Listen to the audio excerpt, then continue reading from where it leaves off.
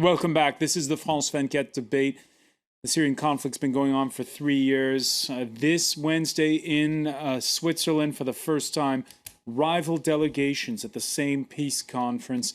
That's about all they've agreed on, is to attend so far. The real nitty-gritty, our panel was telling us before the break, begins in the coming days at those Geneva 2 talks. Our panel, which consists of, from Abu Dhabi, Faisal al-Yafai, chief columnist at the Gulf daily newspaper The National. Welcome back as well to Andrei, GRATCHEV, former spokesperson for the Soviet Union's last president, Mikhail Gorbatchev. Also with us, former U.S. diplomat William Jordan, whose postings included Damascus. Attorney and analyst Ardavan Amir Aslani, and joining us from London, Julian Barnes-Darcy of the European Council on Foreign Relations. Before the break, Faisal al-Yafai drawing the parallel, obviously, with the conflict in a neighboring Lebanon, which, for 15 years was the vacant lot where the region came to settle its differences. And now Syria has been at it for 3 years, and the fighting's still going on. I had an issue with the bit of the narrative about how the Lebanese civil war basically ended. I agree that in the run-up to the Taif agreement, that Lakhdar Brahimi, working for the Arab League at the time, managed to bring about some kind of a political agreement. A lot of that was sidetracked or momentarily put aside because General Michel Aoun, who had taken over power as the Christian leader of the ostensible government of Lebanon, refused to abide by the Taif Accord. Okay, and it was only the Syrian military intervention in 1990 that allowed for, at last, the situation to be pacified to the point where you had a peaceful resolution or an end to the Lebanese civil war, and a resolution that was not so durable as to prevent Lebanon from continuing to have problems. Andrei, GRATCHEV, there's in the former Yugoslavia, it was when the West intervened that it changed the equation. Then there were the Dayton Accords. That came much later. Is it going to need an outside intervention? Yeah. Well, I would say that any parallel that we would like to apply to a conflict in Syria would certainly be limited in value, because after all, every war is different. And here in these concrete situations, certainly you can make any kind of comparison. Lebanon or why not Afghanistan or even Vietnam. Mm-hmm. There was a peace conference on Vietnam that lasted for several years in Paris, with again the parties of the conflict that were initially on totally opposite terms and with certainly quite different expectations when they accepted to come to Paris. So here the problem is whether we are at the beginning of the end of the war. That means, every war, after all, ends one day. Or we are perhaps, if not in the middle, maybe at the opening of something even worse than just the civil war in Syria. Because we shouldn't forget that there is a multitude of conflicts that are involved in this, relatively small country. There is a conflict also between Shia and Sunnite communities. And at this stage, we do not know whether it's not already too late, with all the goodwill and, let's say, common intentions of the two former superpowers like the United States and Russia, to try to limit the damage and, let's say, to limit the forest fire. Ardavan, Amir Aslani, when you see the spillover effect in Iraq, in Lebanon, is it already too late? In Israel, is it already too late? It's never too late to try to improve things, that's for sure. But the reality is that we have in this conference people who supposedly had a certain legitimacy 3 years ago. This Syrian coalition, for example, 1/3 of its members voted not to attend. So you have today people representing 2/3 of a coalition that doesn't have, and we all agree on this, any legitimacy on the ground in Syria, talking in the name of the Syrian people. at a time when the entire Jewish strategy of the region has changed. I mean, the Israelis were petrified a couple of days ago when they discovered that the Katyusha missiles sent from southern Lebanon into Israel were shot not by Hezbollah, but by Islamic radicals, the same guys that are fighting the Assad regime. Turkey, where the Syrian coalition is based, has begun shooting from its own territory into the al-Nusra and ISIS and al-Qaeda movements in Syria, because they're seeing that the situation is totally changing, and that Syria may become tomorrow a haven for world-class Islamofascists hanging around. And the reality is today that the international community has brought credibility to the Assad regime. The signing of the deal on the chemical weapons brought credibility to the Assad regime, because this means that you need to keep the Assad regime so as to implement the deal. And now Western countries are keen in cooperating with Assad. This is what was said by a previous U.S. ambassador to Iraq, to cooperate with him so as to be able to put their hands on all the European and American jihadists who are fighting over there. You know, people from Indonesia, from Uzbekistan are fighting in Syria. This has become, as Mr. GRATCHEV pointed out, an international conflict and also all over the Sunni world. And also, I should say, Julian Barnes-Darcey, from France and Britain. In fact, over the weekend, we heard a statement from the French Interior Minister saying jihadists, between those who are going, are there or have come back, number 700 French citizens we're talking about only. And he was saying that's the top concern security-wise for his country in the years to come. Do you agree with Ardavan that has completely shifted the focus? Well, I think there's a desire by some to make that the prime focus, but I'm not sure it's really dominating yet. I mean, clearly there's a security risk. As more and more people head towards the conflict, there is a risk that they're going to come back to Europe. But I think most people still acknowledge that the root cause of the security threat that emerges from jihadists coming and going back is the continuation of the conflict itself. So a narrow counterterrorism response is clearly not going to limit that threat. The only way to stop this becoming a more profound long-term threat is to find some kind of resolution. And I think clearly the risks of a region-wide conflict from Lebanon through Syria into Iraq, which is very sectarian, which is drawing in Sunni jihadists, many of whom are funded and supported by groups in the Gulf, is extremely dangerous. And it's not just a conflict in Syria itself. It's a conflict between the Iranians and the Saudis. It's sectarian on the surface, but very much geopolitical in terms of a desire for control of the region. And that's the issue that needs to be addressed if the counterterrorism issue is going to be addressed. Sayan on Twitter saying, I bet my first 10 years of wages that Geneva 2 will end up like the first one. We'll see about that. So a lot of skepticism among the viewers. Interesting, picking up on what was just said, how Russia's position is perhaps different from that of Iran's. Let's listen to the words used by the Russian foreign minister on Tuesday when he said he was sorry to see the Iranians uninvited. Of course it is a mistake, and I've said so on many occasions, but it will not be a catastrophe.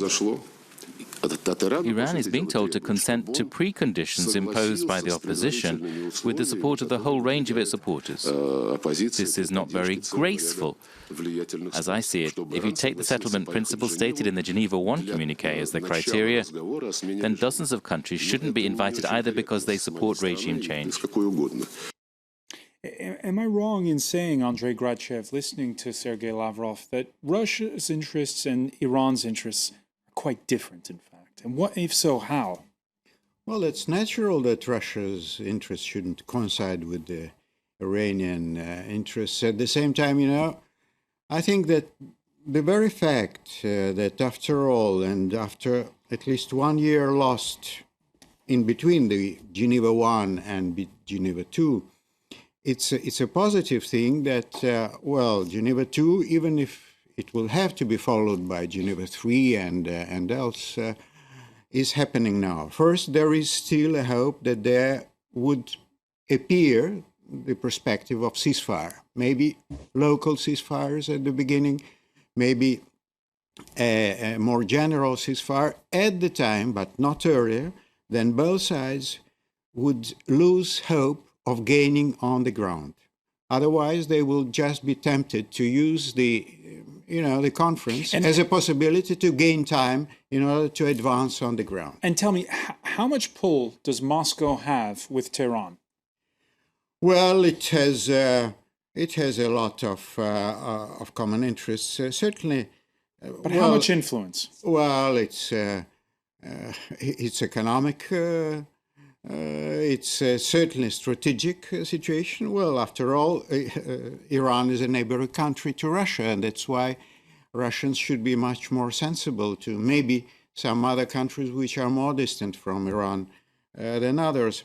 Well, I would say that the very fact that Russia is one of the co-organizers of the conference makes it co-responsible for its result, be it failure or be it success. And already from this point of view, I think this is already an element to influence also the position of Iran, because even Iran cannot pretend or cannot claim or cannot hope to be a sole player on the scene. But at the same time, let's not forget, Iran this year is not the Iran of 1 year before. And this is certainly an element that Russia and probably the others should take into the equation. You say that, but let me ask you, Ardavan Amir Aslani. We had the former French ambassador to Iran on yesterday, and he was saying when it comes to the issue of the nuclear negotiations, the new president, Hassan Rouhani, yes, he's got a lot of pull on that. It's his topic. However, when it comes to Syria, he's not the guy in charge. I don't think that is true. I think that Iran, when Iran looks at the nuclear issue, Iran also looks at the situation in the entire Middle East, and Iran fears the dangers that are coming towards it.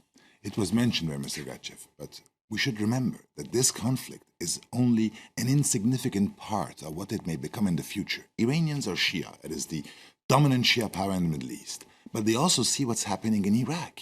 I mean, for 2 consecutive weeks, the city of Fallujah of U.S. fame was occupied by the same jihadists are fighting the Assad regime. And Iran feels that there's an existential security threat to its own security if the jihadists were supposed to prevail in Syria, because then the next domino that will fall would be Iraq. We should not also forget about Afghanistan. The Americans have not been able so far to sign a security deal with the Karzai regime, which means that by the end of this year, we may no longer have any American soldiers in Afghanistan. And there's talk of the Islamist Sunni Taliban, the same mentality, the same folks that share the same common values as the Islamists that are fighting in Syria, coming back to Kabul. So Iran feels that it is surrounded more and more so by jihadist groups funded by certain countries in the Persian Gulf, such as Saudi Arabia, openly, who are present at this conference. And Iran feels that it needs to end its isolation. That's why it has a close relationship with Russia. They have the same issues. The Olympics, one of the great fears about the Olympics is Islamic terrorism in the Caucasus.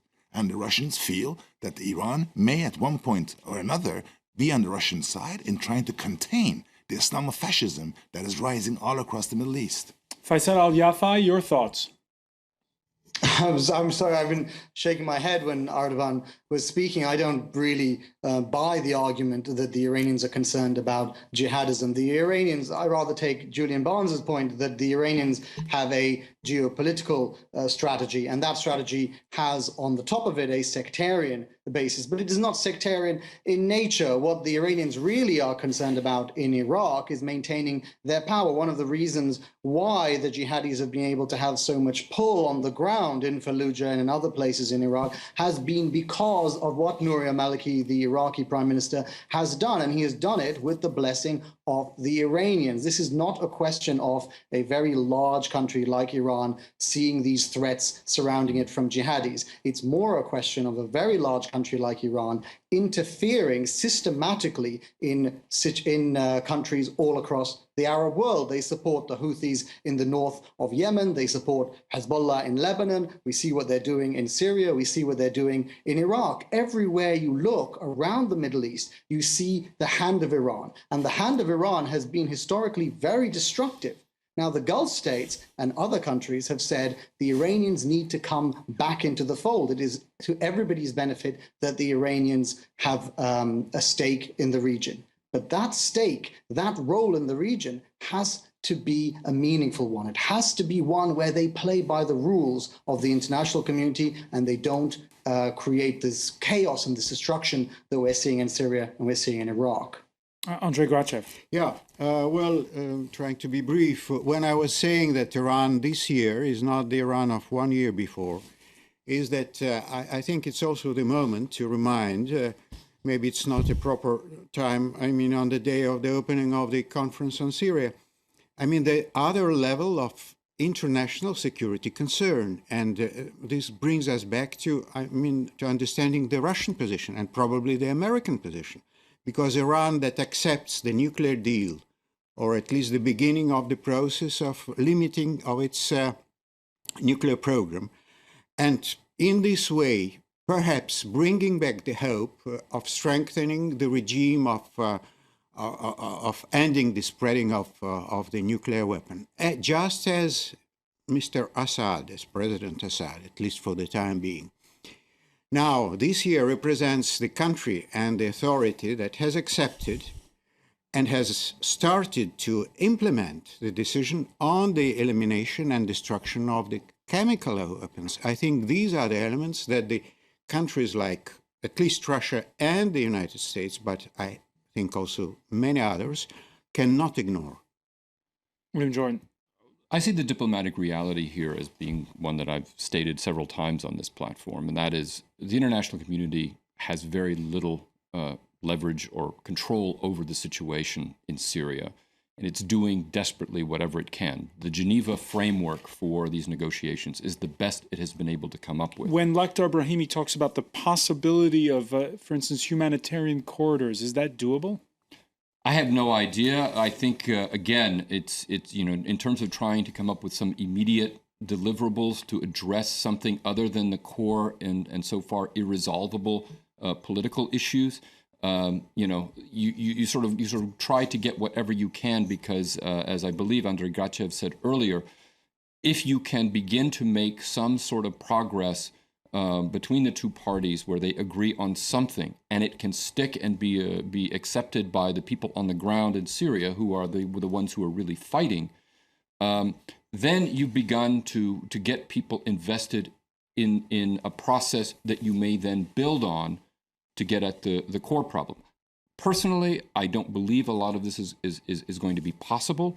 I think that, as has been noted before, and as I have said on this platform many, many times, the conflict in Syria is fundamentally a conflict about Syria, its failure as a nation state, as an independent nation state, into the time of the Ba'ath, the problems of everything having to do with the Sunni Muslim opposition to an Alawite-dominated regime in the country, everything that went back to the Muslim Brotherhood uprising in the late 1970s and early 1980s, which was finally suppressed in Hama by the regime. With thousands killed in 1980s. With thousands killed, but remember, this was something that most Syrians did not want the Muslim Brotherhood to prevail, because in many ways, the platform that they advocated at the time was the same as, was comparable to what you see now in terms of the jihadis.